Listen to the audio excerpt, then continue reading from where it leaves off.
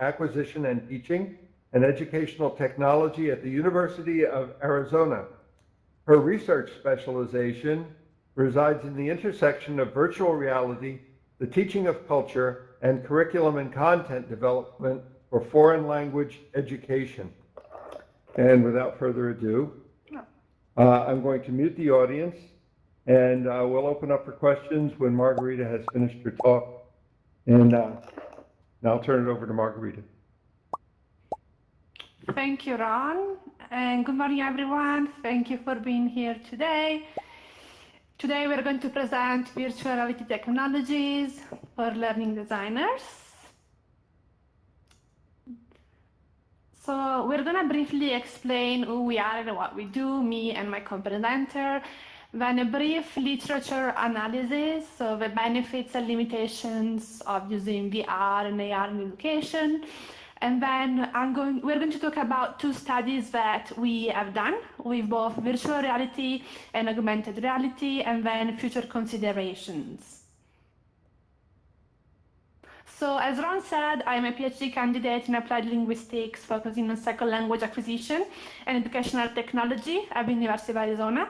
And specifically for my dissertation, I'm looking at how we can use 360 degrees VR videos to foster intercultural competence among language learners. And I teach Italian language courses, so I focus on the Italian language.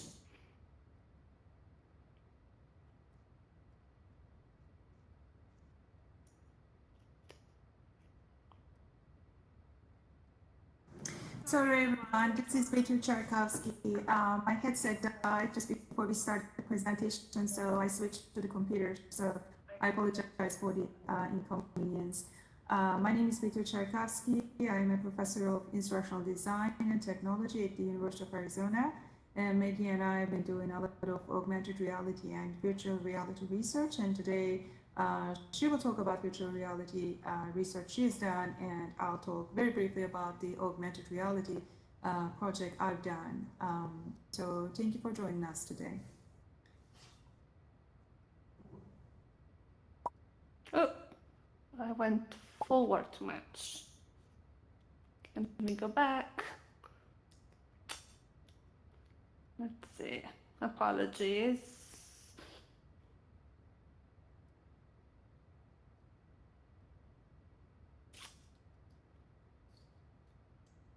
Yeah, I mean, it's, oops.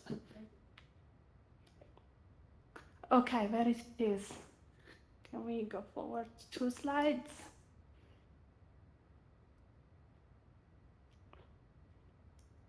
Okay, perfect. So we look at the literature that investigated the use of virtual reality and augmented reality for educational context. And what we can see from the literature, I think so. Why is it going forward?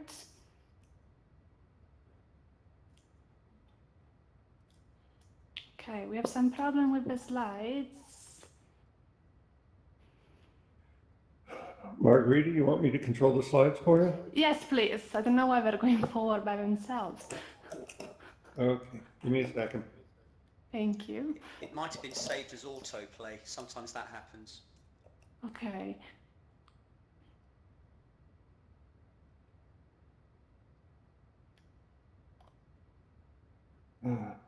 Three, six, seven,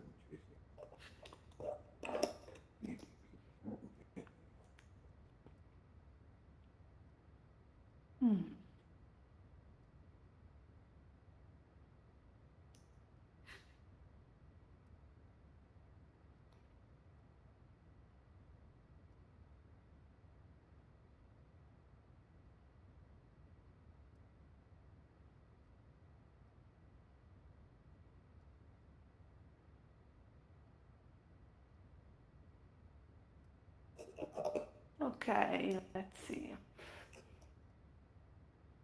Perfect.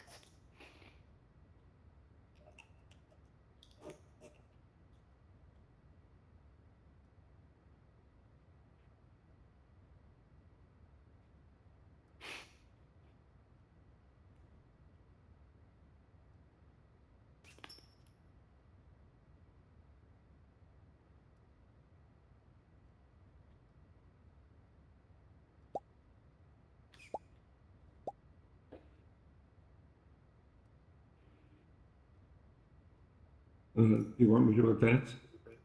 Yes, please. So back to the slides about the literature analysis. So two more. Okay, this one. So as I was saying, we look at the literature about the use of virtual reality and augmented reality, general in education in different contexts, so middle school, high school, and also college. And what we found from the literature in general is that virtual reality and augmented reality, they both help students engage more with the content, they increase motivation, but also what we have seen in the studies is that the uses of these technologies are limited. So usually they are case study, they are short study, and it's not a longer implementation of these technologies. And if we could go forward.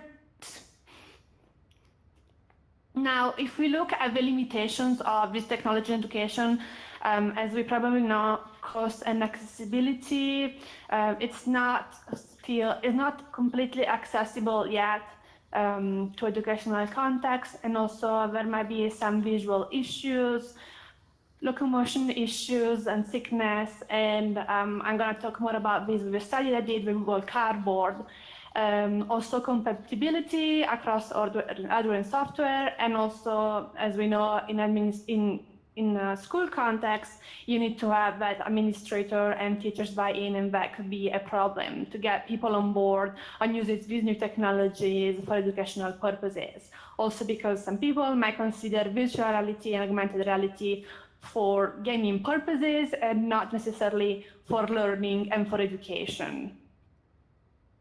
Okay, if we could go forward. Now, for the study that I did with Italian students, I'm interested in looking at how we can use these technologies for the development of intercultural competence, cultural awareness. And for me, it was important to make this technology accessible to students and not to be, let's say, a burden on them. And so I selected Google Cardboard. As we know, it's a cheaper option as compared to Oculus or other more expensive headsets.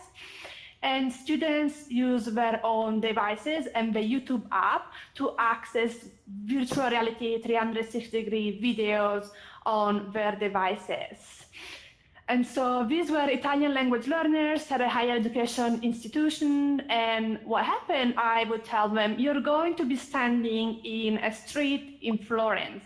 What do you expect to see? So there was this type of questions that I could give them beforehand, before they were immersed in these virtual environments. Following, they would watch the videos, again with the tools of Google Cardboard, the smartphones, the YouTube app. And then they had some small group discussions about what they saw. And then we follow up with a class discussion. Okay, let's go forward. And so I selected various locations in Italy. As you probably know, on YouTube, you can find 360-degree videos that can be watched on your smartphone with a headset such as Google Cardboard, and will become virtual reality. And I selected Florence, Modena, Bergamo, and Milan. And we have a picture over here of the students who took part in this activity with their smartphones and Google Cardboard. Let's go to the next slide. And so in this case, students were immersed in this street in Florence. So the video was 360-degree in VR. It was moving. So there was a person who recorded the video by walking through the street in Florence. And in the first reflection, students brought it again what they expected to see. And so this student brought that she was expecting to see a lot of art everywhere in Florence. So this was her idea of Italy and having art everywhere. And then she viewed the video and she brought her second reflection about what she saw. And she was surprised that she didn't see that much art everywhere. And so she had some cultural stereotypes and expectations before being immersed in this environment. And after she was immersed, her understanding changed about how Italy might be. And this happened with the other videos as well. Okay, let's go to the next slide. And so the findings from this small pilot study that precedes my dissertation is that language learners have some stereotypes and some understanding of Italy and in this case Italian culture that changed after being immersed in these virtual environments, and also by using virtual reality, we were able to experience environments that are otherwise inaccessible unless they have the opportunity to study abroad. And also, it's important in this case, and luckily I had the university support to have some type of support from your institution, because it was through my institution that I was able to buy Google Cardboard for the students for this activity. And if we look at the learning theories, this type of activity and learning through these virtual environments, it supports situated learning, so the fact that students get immersed and situated in a environment, and also personalized learning, because students are not just looking at a flat picture in the textbook or a flat video, but rather they can turn around in this 360 degrees environment and choose what's important to them, focus on what's important to them, and change their understanding of, in this case, the Italian culture and Italian places. Okay, and now Betu, my presenter, she's going to talk about another study with augmented reality. Okay, so as an instructional designer, my main concern was the VR and AR technologies are excellent, but how can I use this in a meaningful way in a graduate level course, and how can this benefit students, and how would a learning design would look like? So last fall, well, we started planning this study in last summer, the summer of 2019, and you know, at the university, we have to go to the IRB board. And so we picked as an AR tool, Aurasma HP Reveal, and what a mistake it was, and I'll tell you about that in a minute. And the second part was using an iterative design and create a pilot study early in fall semester, and then using that data, well, actually spring semester, and using that pilot data. There was a small class, I believe it was 6-7 students, 4 students joined the study, and we tested our pre-test and post-test as well as the activity. And what you see in this slide is that we use, if you're familiar with Michael Allen's SAM theory, not a theory, it's a model to design. It's basically you create this small prototypes. It's called SAM1. SAM2 is it's a more advanced version of this model. And you create your prototype, you get the feedback from the system, and you perfect it until you get to a satisfactory level. So what you see here is that we had 2 graduate level courses, 8 students each, total of 16 students, and 13 of those students joined the study, participated in the study. And what I did was to create, and I teach fully online, so I created an online module. And I use the same modules in 2 different classes, exactly in the same manner. So there was no any other change in the environment. The module included pre-test and post-test, and it was a full activities, the video, the explanations, the handouts, and what students need to be doing it. And you can email us if you want to get more information about that module. Because, I mean, I do teach online, but that was quite a work to just create one module completely and fully integrates AR. The pre-test and post-test, as you can imagine, they are the same instruments. We just gave the students at the beginning and at the end of the activity. If we can move to the next slide. Here you see the visual representation of the SAM1 module. As you can see, you just create a module, evaluate it, get feedback, and develop it further, and go through this process a few times until you perfect your module.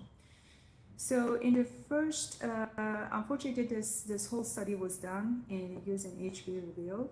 We had a lot of issues with it, and if you're familiar with it, and this was exactly the time in the summer After we got our IRB approved, the HP review sort of closed the app a little, and it was very limited, and our students run into a problem. So we switched to Metawares, which did work better in our study.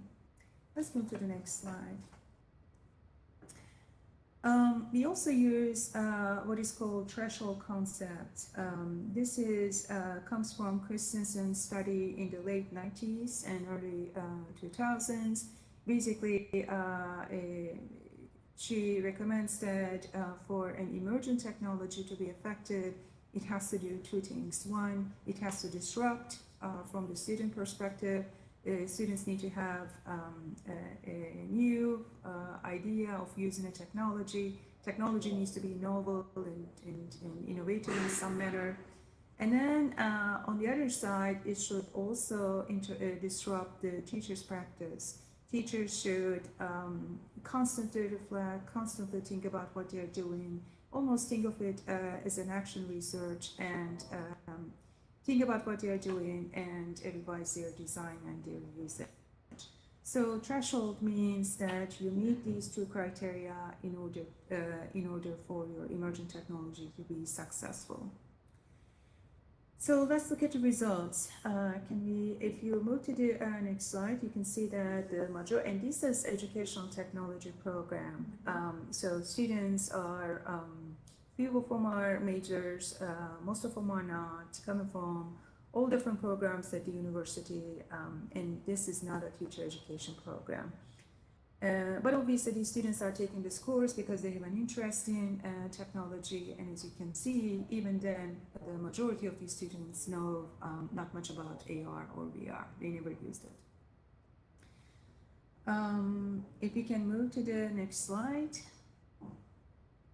These are some of the comments we got from the students. They were excited about this technology, but they really didn't know what to do with it. They didn't know how to design a learning environment using this technology. I think their time is almost up. Let's move to the next slide. In the post-test, you can see that students feel much more comfortable using it at the beginning, and this is after each peer review and all the problems we run into using this particular software. It's supposed to be very easy, but it wasn't. And so students even then felt much more comfortable, and when we tried to study with Metawares, the results actually were even more positive. Let's move to the next one. You'll see some open-ended comments there. One of them said the technology is not intuitive. This is for, again, HP reveal. They had difficulties, again, coming up with an activity. They didn't know how to integrate it. Some students wanted to see some examples. In each of my classes, I showed them examples, but this was a brand new activity for me, so I didn't have anything to show them. So let's move to the last slide. In future, we know that technology is an issue, standardization is an issue. We've been doing a lot of planning for the VR integration for the upcoming fall semester, but the issue is what works in Oculus, it doesn't work in other systems, and the software is an issue. I just came up with this new AR software, Adobe Aereo, if you know about it, but it only works in a certain software. So standardization is definitely a problem. Affordability, there is, when I talk to my other colleagues at the university, there is sort of a move towards requiring a headset for students rather than buying a textbook, but still it's too expensive to buy for one class. And then finally, the pedagogy. No matter what technology does for us, if you don't have a solid background, a solid learning design attached to it, it really has no meaning to it. You can have the best cutting-edge technology in the world, but if you don't have an idea in terms of what to do with it, it's not going to be successful. And the final note is that, unfortunately, we look at a lot of literature review, and what we found was everything we found was in STEM fields. And outside of STEM, if you're not teaching STEM, the examples are very little, and the empirical research from the education side it's pretty much like it. So I was rushing a little, but if you have any questions, please feel free to ask us. And can we go to the last slide? We have our contact information. There you go. Okay, I've opened up questions. If you have any questions, click on the raise hand button.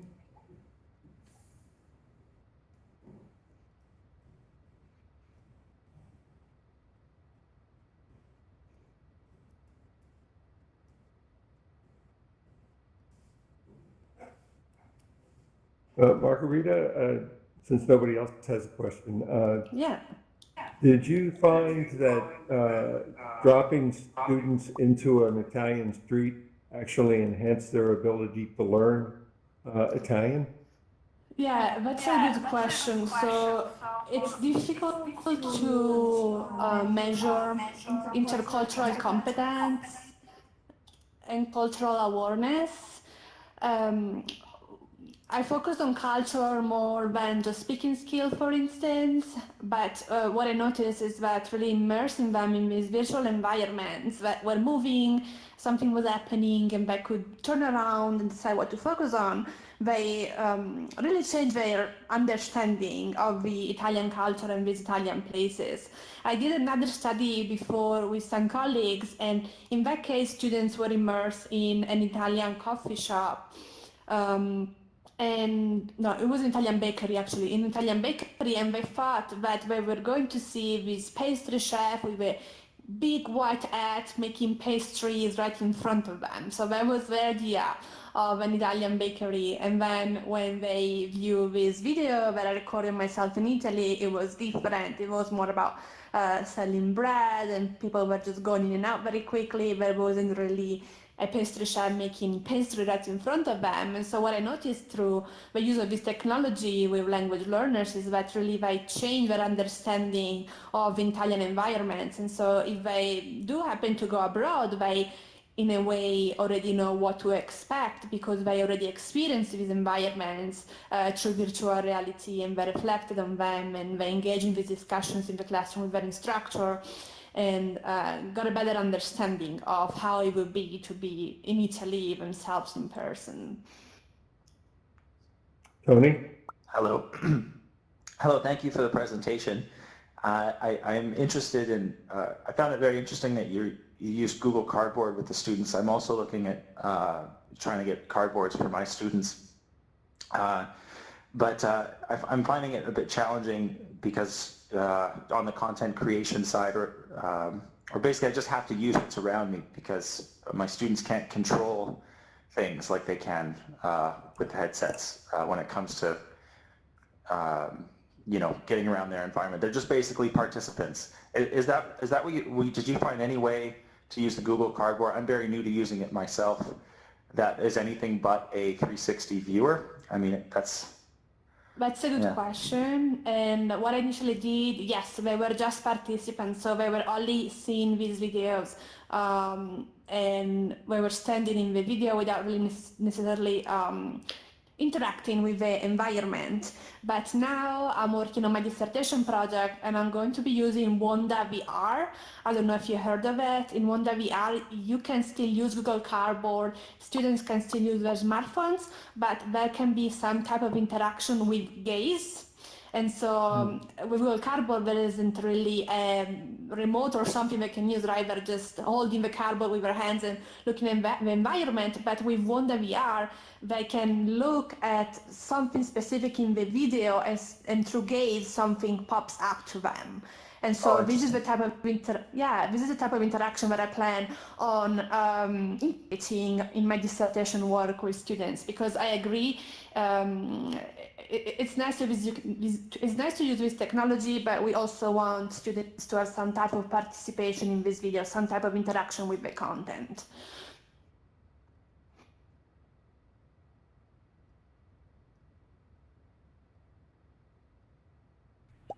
Christy? Hi, Yes, we also use Wanda VR here on our campus at University of North Carolina, Chapel Hill, and it's been great. I was curious if you've gotten to use the spaces, the cloud-based Wanda VR, or if you've been primarily using the studio on desktop. I'm mainly using Studios right now, and that's what I plan on using for my dissertation. I think Spaces came out after I purchased the license for the Studios, so I'm going to be focusing on that. But I would like to learn what you can do with Spaces. Maybe you can do more as compared to the Studios version. Yes, so the Spaces is still, functionality is still being added to it, but they haven't started incorporating a way to assign points and put quizzes into the experience, and you can have multiple users in the experience, which is different than Studio. Nice, thank you. I'll look into that.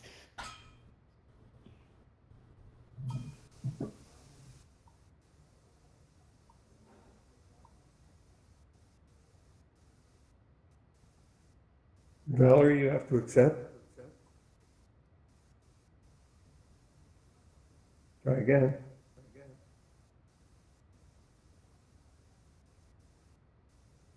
Okay, Oh, no, you're on. sorry. I didn't have a question. Sorry about that. Oh, oh, okay. Do you speak Italian, Valerie?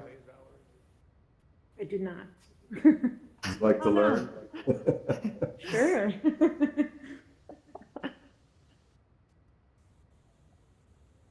Okay, anybody else? Here we go. Christy, on. Yes, I did have another quick question. So I'm in a couple different places using VR here on our campus, primarily in our School of Medicine. But this summer, another department of ours is going to Rome, and they've asked me to TA their class to help them record in 360 to create virtual experiences using Wanda VR. And I was just curious if you had any insights on what kind of environments would be good to capture, like you mentioned, going into a bakery and how that experience might be different than what someone was expecting, or a certain going down the street and seeing less art. I'm just curious if anything comes to mind for places you might not think of capturing in 360. Yeah, I think it depends on the objective of the course. So what are students trying to learn with these videos? So these students are going to be, they'll come up with their own topics, and they want to create a gamified experience for other students to learn from once they get back. But it will be especially focused on culture and identity. And is it also about another language, or are we talking about intercultural competence in general?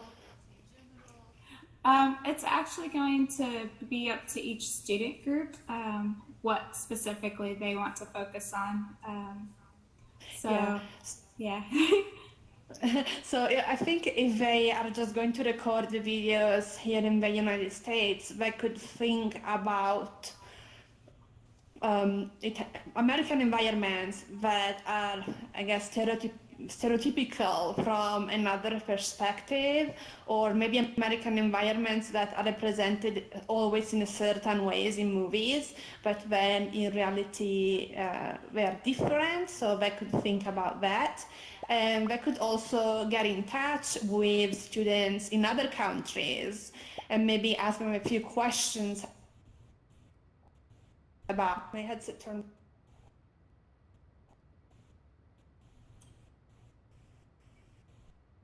Margherita, I think we're losing you. My headset turned off. Oh. So I'm on the desktop through the tools account now. But what I was saying is that students can also ask questions to other students abroad, and perhaps ask them what they think of America, or when they think of the United States, what comes up to mind. And then they can tackle those different issues and record videos related to the responses of students in other countries. Ah, that makes a lot of sense. And so these students from our school will actually be going to Rome this summer, but it'd be great, that's a great idea if they would connect with students there in Rome and kind of get their help identifying what would be good spots to record in 360 to bring back home. Right, yes. And please send me an email. I think we should connect. Yes, I will send you a message on here. Perfect. Thank you. Thank you. By the way, I don't need Okay. to on the stage, but it just keeps happening. Sorry. Connie, you had a question? Yes, I do. Can you hear me well? Yes. Perfect. So I was wondering, for language learning, what do you see as the single most important benefit of VR technologies for language learners? Okay, I'm back, if you can see me. So I think a big benefit of virtual reality for language learning is just the ability to really put students in these environments that are otherwise inaccessible. So if we look at the ability of students to, if we look at the numbers of students who study abroad every year, and I'm talking about higher education context, I believe it's around 10-11% of students were able to do that.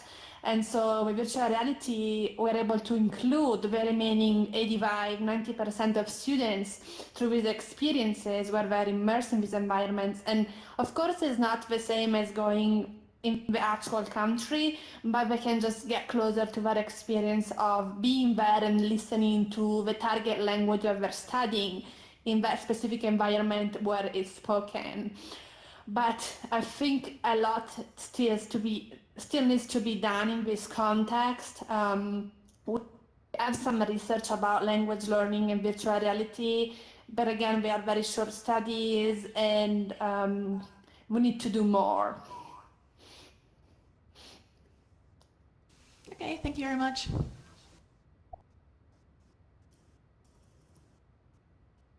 Carlos?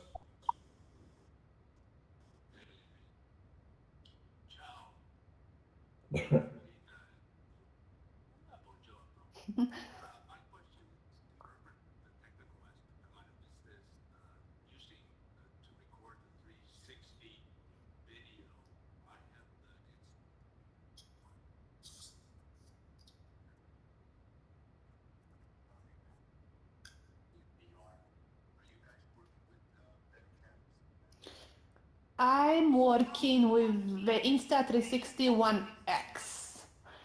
So I think it's the next module. And I found the quality to be very good personally. You might have to work a little bit on your smartphone and look at the specific quality that the camera is using, but I found that was very good. In the past, I used the Xiaomi Mija 360, and that was okay. I feel like the Insta360 One X is a lot better. And the videos, once they are uploaded to YouTube, you have to make sure that you're selecting the highest quality on YouTube itself, and then they're great quality, they're not pixelated.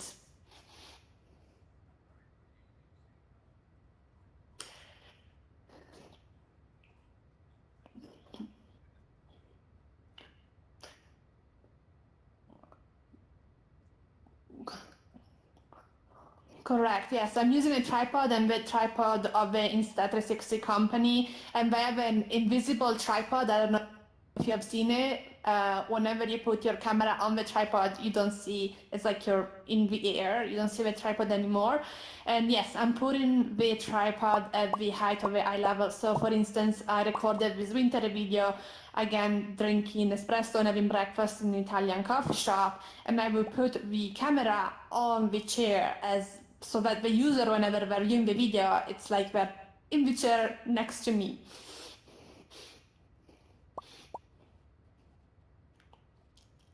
That's a good question. I record a video no more than 3 minutes, because in my pilot study, what I've seen is that when students watch repeated videos and they're longer than 3 minutes, they start getting headaches, feeling a little bit sick, just because the quality is not the highest. They're using their smartphone and they're using Google Cardboard. And so for the viewing itself, for my dissertation, is going to be around 2 minutes, no more than that.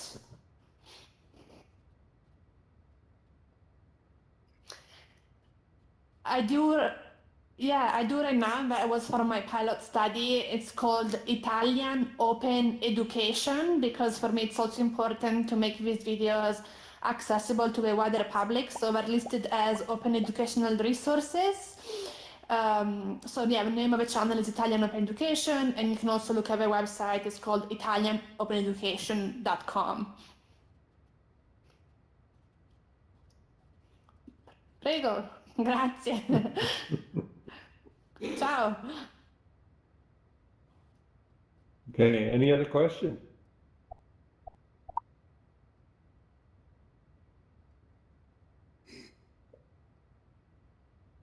I guess not. Well, let's have a round of applause. I think Margherita and her friend did a great job. Margherita, are you going to make yourself available in the public area for Yes, chit chat? I will come over there. Thank you. Okay. Okay. Thank you all for coming. And if you want to go out to the public space, I'm going to show Margherita how to get there. There's a teleport right outside. Thank you, Ron. Okay. Thank you so much. Thank you, Ron, for all your help.